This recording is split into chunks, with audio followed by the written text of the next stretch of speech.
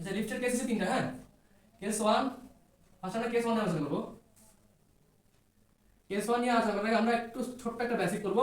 বেসিকটা হচ্ছে আমরা গত ক্লাসে শিখছিলাম, ঠিক আছে। আমি ধরো একটা তলের মধ্যে একটা বস্তুকে রাখলাম, তো এই বস্তুটার ওজনটা কাজ করবে নিচের দিকে এমজি, এবং ঠিক তার বিপরীতে কাজ করবে কি প্রতিক্রিয়া বল আর।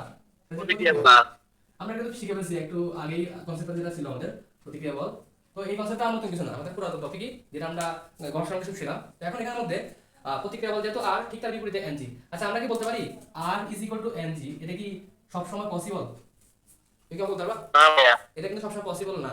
এটা ভ্যারি করে বস্তুর অবস্থার উপরে, বস্তু কেমন অবস্থায় আছে, এখন স্থির আছে কি সমতরণে নাকি সমবেগে আছে, এই জিনিসটা দেখার উপরে আমরা এটা ডিপেন্ড করবে। তো এটা বলতে পারি R is equal to M G is not equal না, মানে সবসময় ইকুয়াল হবে না, এটা হচ্ছে বিষয়, ঠিক আছে। যদি তোমাকে খ নাম্বারের প্রশ্নে আসে প্রতিক্রিয়া বল এবং ওজন, বস্তুর ওজন সবসময় কি সমান কিনা, এটা প্রশ্ন আসতে পারে খতে, ঠিক আছে। তো তখন ব্যাখ্যাটা বলতে পারবো না। ওকে, তাহলে আমরা কেস ওয়ানে যাই। কেস ওয়ান হচ্ছে যে কি আমার টোটাল বল, মানে কেস ওয়ানে আমাদের বস্তুটা, ধরো আমাদের বস্তুটা লিফটে আছে, এটা লিফট ধরলাম, এই যে লিফট। তো লিফটের মধ্যে আমার বস্তুটা এই যে এটা আমাদের লিফট। তো লিফটটা দেখো একবারে নিচে দাঁড়া আছে, মানে সরতেছে না, কিছু হইতেছে না, একটা জায়গায় দাঁড়া আছে। একটা জায়গায় থাকলে সেখানে বল প্রয়োগ হচ্ছে, মানে সেই স্থির অবস্থা, যেটা বলতে পারি আমি, সেই স্থির অবস্থায় আছে, এখন কোনো বল প্রয়োগ হচ্ছে না। তাহলে বলের পরিমাণ কি হবে? আমার লিফটটা এই জায়গায় দাঁড়ায় আছে, এই অবস্থানে আমার লিফটটা দাঁড়ায় আছে, কারণ লিফটটা উপরে যাচ্ছে না বা নিচে নামতেছে না, একটা জায়গায় এখানে দাঁড়ায় আছে, যাচ্ছে না। তাহলে আমার এখানে কোনো বল প্রয়োগ হয়েছে? না ভাইয়া, হয় নাই। অর্থাৎ আমি যদি বল প্রয়োগ না করি, আমার টোটাল এফ, এফ হচ্ছে আমার জিরো। তাহলে কি নেট ফোর্স হচ্ছে কি জিরো।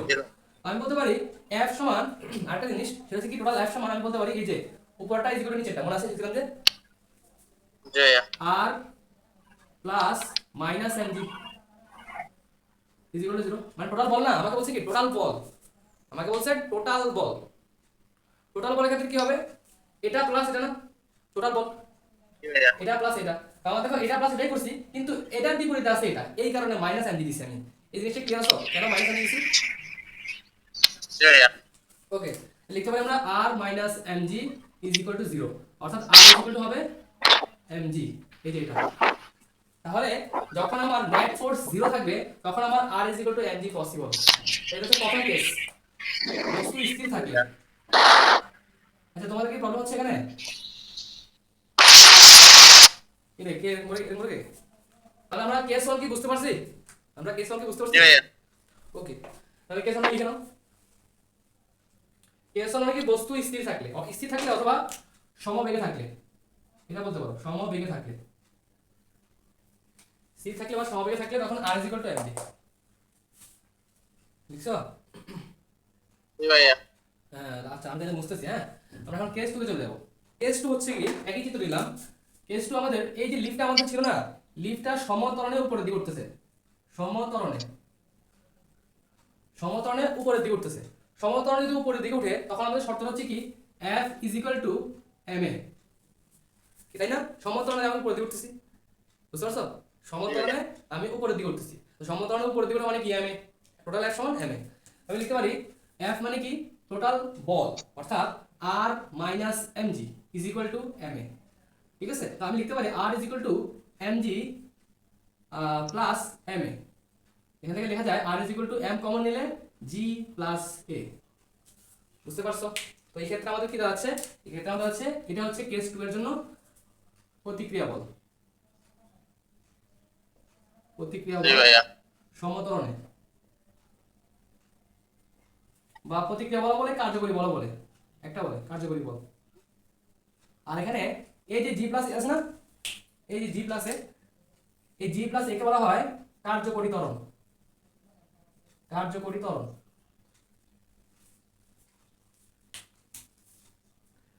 তাহলে তোমরা আমাকে বলো যখন আমরা লিফটে দাঁড়াই এবং লিফটটা উপরের দিকে যায় তখন কি আমাদের ওজন বেশি মনে হয় নাকি ওজন কম মনে হয়? কে বলতে পারবা? দেখি বলো তো।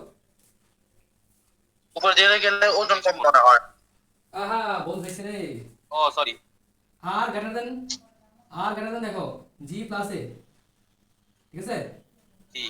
তার মানে কি হচ্ছে আর এর মানটা বেশি, কিন্তু অর্থাৎ আর মানে হচ্ছে কি তোমার যে ওজন বা তোমার যে বল, তোমার দ্বারা প্রয়োগ যে ওজন বা বল, ঠিক আছে, আর হচ্ছে সেটা এখন তোমারটা বেশি গেছে না?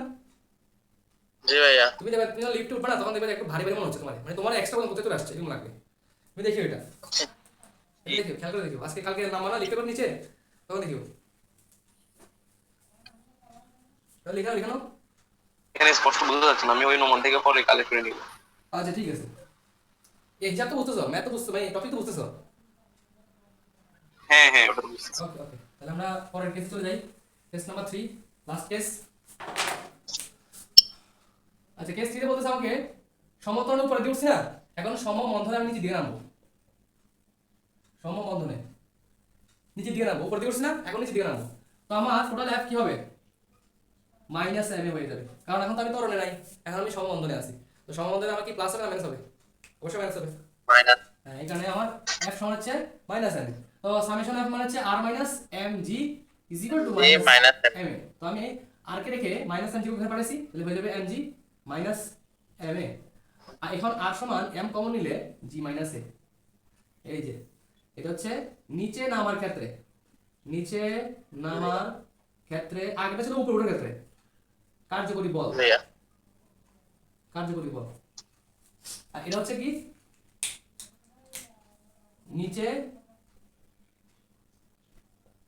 নামার ক্ষেত্রে কার্যকরী ত্বরণ, কার্যকরী ত্বরণ। এই যে তিনটে কেস হয়ে গেল, ক্লিয়ার? ভাইয়া এখানে জি মাইনাস এর মান বেশি হবে, আর এর মান কম হবে না? রাইট রাইট রাইট রাইট, এখানে হবে এটা এই কেসটা, আর লেস দেন জি মাইনাস এ। মানে তোমার ওজনটা কমে গেছে এখানে, তুমি যখন নিচে দিকে নামবে না তখন দেখো তোমার ওজন খুবই পাতলা, ভাইয়া। তুমি তোমার ওজন লাগে যেটা ছিল তার থেকে কমে গেছে, এরকম লাগবে, বুঝছো? ভাইয়া। ওকে, তাহলে তাহলে আমরা বুঝতে পারছি। এখন একটু এক্সট্রা একটু বলা আছে, সেটা হচ্ছে কেস 3 এর পরে আমরা তো রশি রশি বা দড়ি দিয়ে, খুবই স্ট্রং দড়ি দিয়ে লিফটটাকে উপরে উঠাচ্ছি নিচে নামাচ্ছি, তাই না? জি ভাইয়া। এখন কোনো কারণে তুমি লিফটে উপরে উঠেছো, উপরে ওঠানোর পরে লিফটটা তোমার দড়িটা কেটে গেছে, তোমার লিফটে যে দড়িটা ছিল না ওটা কেটে গেছে, তাহলে সে এখন কোথায় পড়বে? উপরে জি পড়বে ভাইয়া। নাকি নিচে পড়বে? নিচে পড়বে। নিচে পড়বে। এখন কিন্তু তোমার কোনো হাত নেই আর, এখন তোমার কোনো হাত নাই, মানে তোমার কোনো দড়ি দিয়ে ধরে রাখতে পারছো না তুমি এখন, সে কিন্তু অটোমেটিক্যালি নিচে পড়তেছে। কেন পড়তেছে? অভিকর্ষ বলের টানে, তাই না? জি ভাইয়া। ওকে, তাহলে দেখো তখন কি হবে, এটা মুছে ফেললাম একটু। দেখো আমার তো আর অ্যামিকে তখন হবে, তখন কি অ্যামি আর থাকবে? তুমি যখন নিচের দিকে পড়বা, না। মানে দড়ি ছিঁড়ে গেলে, দড়ি না ছিঁড়ে ভাইয়া। গেলে তুমি নিচে পড়বা, তখন ঠিকই কিন্তু সমবন্ধন কাজ করতেছে, কিন্তু অভিকর্ষজ ত্বরণের জন্য সমবন্ধন হবে, মানে অভিকর্ষজ বল আর কি, অভিকর্ষ বলের জন্য সমবন্ধন, সেটা কি মাইনাস এমজি, বুঝতে পারছো?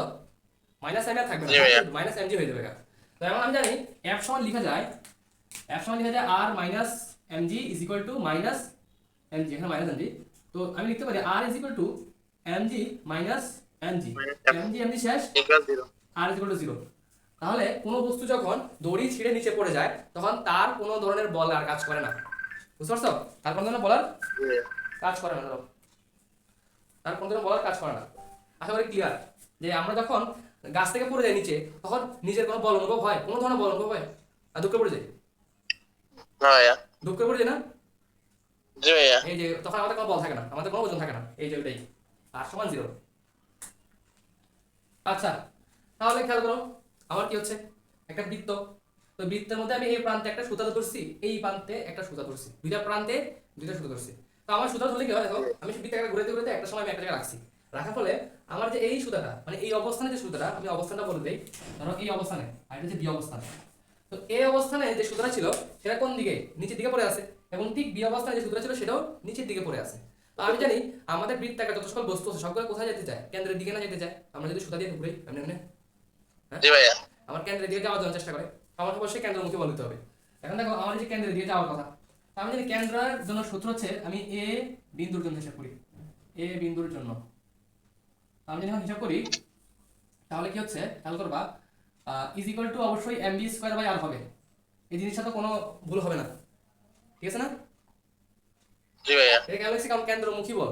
আর এখন আমরা সব এদিকে আমরা ধরতাম কি এফ সমান না, এফ সমান এম বি স্কোয়ার বাই আর। জি ভাইয়া। এখন শুধু এখানে এফ আছে নাকি টি টু প্লাস এম জি আছে, কোনটা আছে? T2 আর MG আছে। হ্যাঁ, তাহলে আমার হবে কি T two plus M G is equal to M B square R, ঠিক আছে? তাহলে এটা হচ্ছে, এটা কার জন্য সূত্র? সর্বোচ্চ উচ্চতায় বল, টান বল, সর্বোচ্চ উচ্চতায় টান বল, এটা বুঝা গেছে? জি ভাইয়া। ওকে, তোমার টিটা তো এখানে থাকবে, টিটা আমি চিহ্ন বলতে দিকে কি থাকবে এদিকে। এখন আসো বি বিন্দুর জন্য, বি বিন্দুর জন্য দেখো বি বিন্দুর জন্য সেম একই কথা, এম বি স্কোয়ার বাই আর বসে যাবে, কোনো ভুল নাই। পরে আসো আমার টি ওয়ানটা যাইতেছে কোন দিকে, কেন্দ্রের দিকে, মাস্ট বি যাইতে হবে কেন্দ্রের দিকে, তাই না? টান বলটা কেন্দ্রের দিকে হবে না, কিন্তু জি ভাইয়া। বস্তুটা যাইতেছে ঠিক তার বিপরীতে, বাহিরের দিকে। আমি লিখতে পারি না হবে T one minus M G, দেখা পসিবল?